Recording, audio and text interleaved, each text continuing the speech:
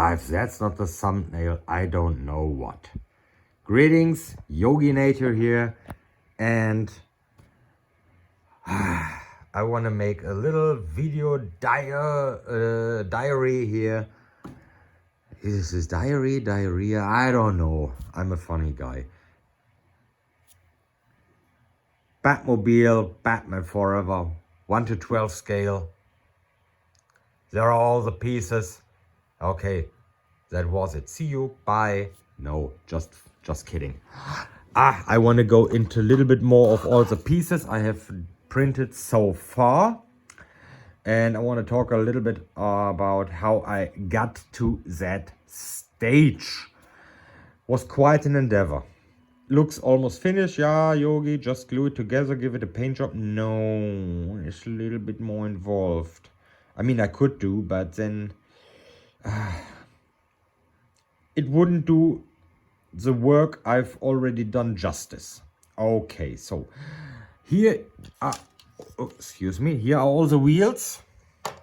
I have talked about this in the video from yesterday. So just something I want to point out. These are the inner wheels, which houses the LEDs and are fixed in place so they don't move, and they go inside the front wheels and the rear wheels. The front wheels will have the gap that can house the disc that gets illuminated, and it works. But for the rear wheel, I made this a little bit too thick, so they are now perfectly level, but there would be any room for the illuminated disc. So it would sit above that, and this wouldn't fit that well. So I have to make this a little bit shorter, about the size of that. So, and that's 2 millimeter. I have to make the walls here 2 millimeter shorter for that. Don't worry, these prints within minutes. No biggie. So these are all the wheels. Okay, these are the parts I had to remodel. I want to go into that later. Let's talk about the rear wing. This was quite an endeavor because that was basically from the base model I got out of a video game, you know. So and had to edit it in Blender or any other 3D modeling program, and that basically sat inside the car, and I had to completely free it, you know, with all the vertices and polygon. It was a mess. And in order to get something printable out of it, you know, without open ends and loose vertices and everything, I had to remesh it and make it as good as possible, always knowing, hey, I can make it smooth and shiny later on when I have sandpaper and Bondo and whatnot in my hand. So 3D modeling isn't my strong suit, you know. I mean, I can't do technical stuff, you know, but flowing things and all of that, you know, making that, you know, it's quite an endeavor. So no, that's I'm not very good at. So but more on that remodeling later. So that's that. And if you wonder, both sides are identical. I just mirrored them, but I made the cut at different places.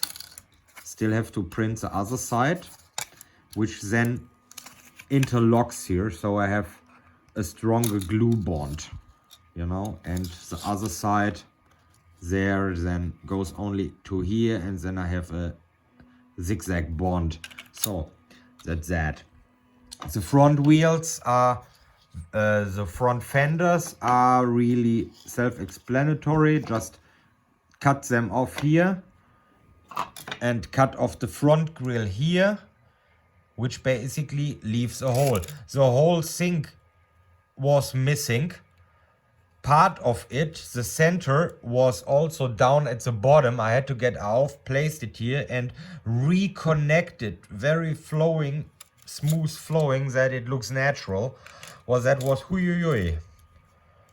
Tap on the shoulder for Yogi, that he did that.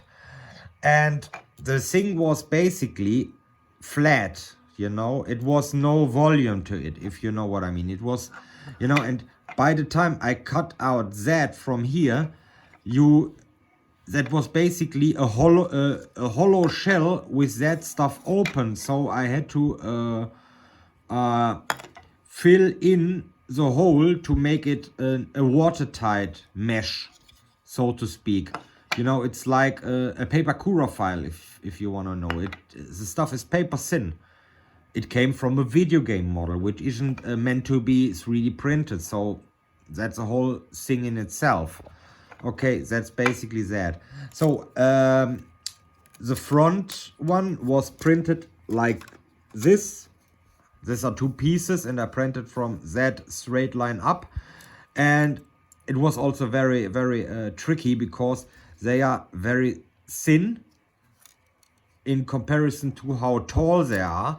And it was always wobbling when that even tiny amount of plastic droops out before it reaches here, and it was always moving it a little. So we have something that looks almost like a layer shift, but it was just because it was wobbling on the print bed, you know, just by the moving print head. That's that. That's a canopy. It was printed upside down, up on that. We still have some remnants of the support material. That's on the printer right now with that clear PLA, and I printed in that orientation. Let's see how that comes out.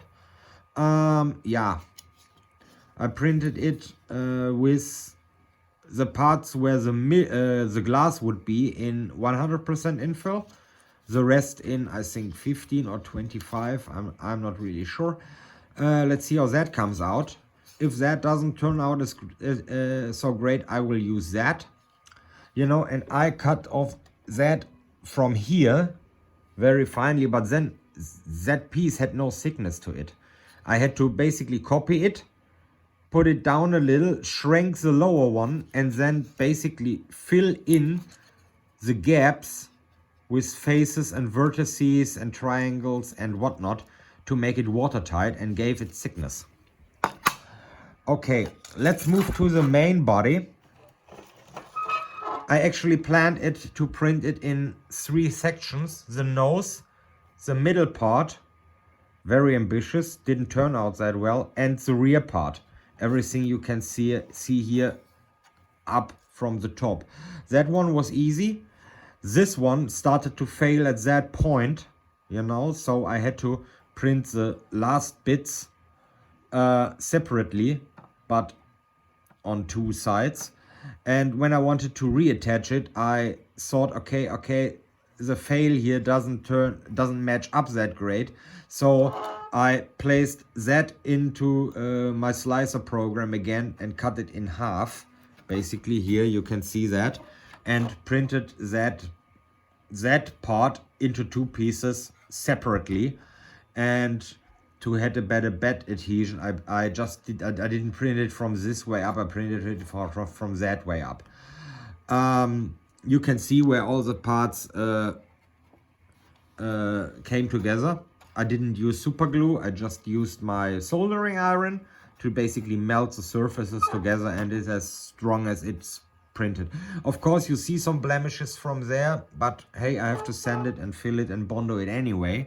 So the whole lower carriage and the rear assembly underneath here are comprised about the inside wheel housing from the fender, the outside fender with the wing, same on the other side, mirrored, of course.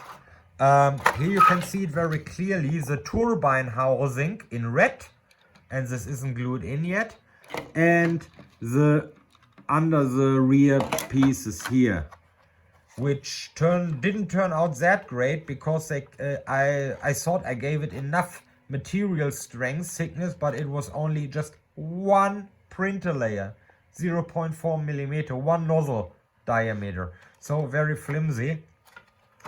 And these has to align very perfectly here, but due to the fact that I gave everything an artificial thickness, they don't align that well anymore. So I have to sand, cut, squeeze it and whatnot, and I have to do this before I sand it and fill it and prime it, you know. So it's always a choice of what do I have to do first, you know. I can't assemble everything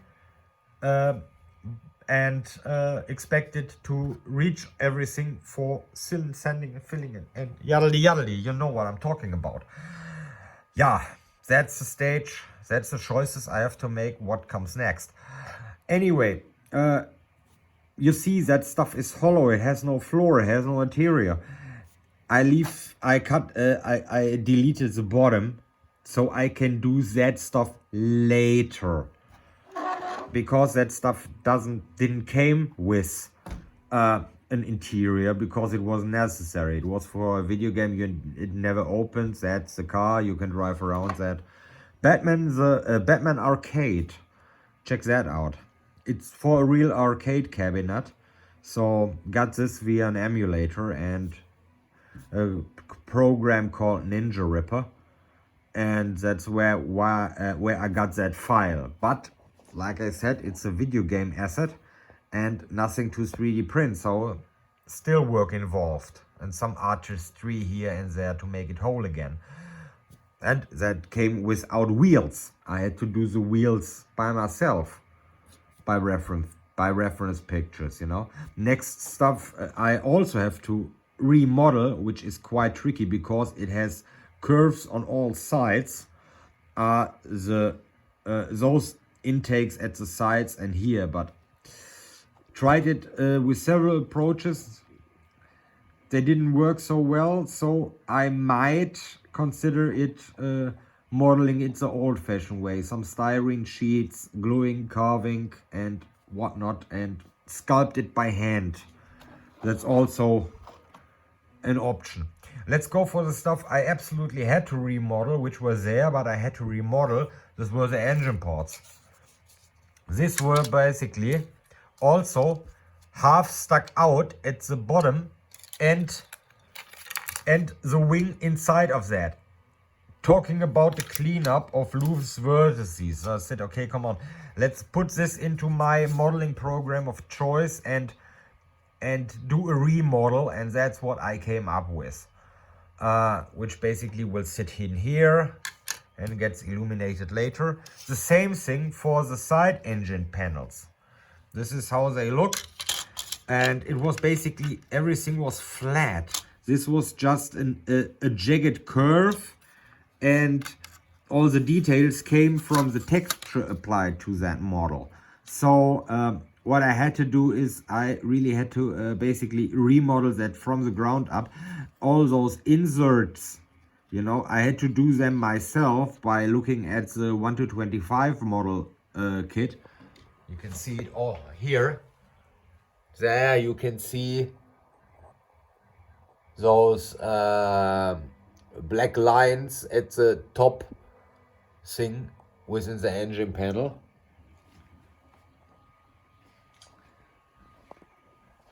Now, did I mention that I already 3D printed the 89 Batmobile? Not in 1-12, it was in 1-11. Why 1-11? Because the NECA action figure checks out at 1-10.998, which is closer to 1-11 than 1-12. Math doesn't lie. What you gonna do? Yeah. Anyway, that's that. And the thing is, this is again where you really have to look out and check against each other. In the original model, you can see here that, oopsie, I did an oopsie. Okay, that this part here, the very tip of the engine panel, is clipping through the fender. In a video game, if you don't see it, it doesn't care. You know, it's a video game, you know. There are far worse clipping issues. But when you want to 3D print something, you know, like that I have to mention, you know, this must be insert here. Now that broke, okay, and this must be on the outside, that must be on the inside. In the video game, in the computer, you know, you make a straight cut, but then if you want to print it, you out of the sudden have to deal with real life issues such as tolerances and everything, you know, deformation by printing and everything, you know, and adding additional thickness. No, I should have placed the parts next to each other after I did that. But hey, nothing a good old 80 grit sandpaper and some elbow grease can't fix. So I'm on the good run. The thing I also had to remodel was the turbine. Pretty easy. You know, this is the stuff I can model. Simple geometric shapes. But when I need something that is a compound curve, compound means I don't have only roundness here, I have it roundness there. The most compound curve you can get is at the sphere, but here you need a very specific shape where everything matches up from there to there and follows the same contours. Pretty tricky to model that on a computer, at least for me, you know. Well, people might out there might say, ah, easy, I do this every day. Yes, you do that every day, not me, you know. So I'm tempted to use some styrene and try to replicate it in the real life. I feel more comfortable, you know. It's for my own personal endeavor, you know. People will ask me, hey Yogi, when do you release those files? I don't. Hear me? I do not release those files. Why? Because I am not the creator of that particular 3D model. I use this for my own personal entertainment. I have fun doing that stuff, you know. I want to say, yeah, Yogi, you did it. It's great. It's for my own personal use, you know. I took some educations out of that. You know, I had to learn at least the very basics of Blender, for example, and to make it work. You know, that's for my own personal goal. You know, I don't want to release that, and because I don't consider this my model. The work I did on that to bring it from the computer to the real world by 3D printing. Yeah, I say, okay, yeah, but I had a good head start, you know, just by finding that model in that video game, and that's it. You know, if you want to do that the same, you know, go on YouTube, and everything I know, there was a YouTube tutorial. And you can do this too. If I can do this, you can do this, you know. And if you want to do this, you can call me, you know, or write me, hey Yogi, I did the same, but can you provide me with the stuff you had to model your own? Sure, no problem. Then you can have it. The wheels, for example, I had to do the whole wheels on my own. I have no problems sharing those files, but the rest, sorry, that's a no-go, you know. I have to respect that, the work of the other artists who did this, and so respect me so that I don't make any of that public, you know. Even for free, I don't do something like this. So yeah, and with that words, I want to say Thank you for the interest, and I keep you updated as soon as I have something worse to worse to show you. Not worse in bad, you know, worse from the worse. It is worse to you know what I'm talking about. Yeah. I have to take my medicine. I'm starting gibberish again. Anyway, bye.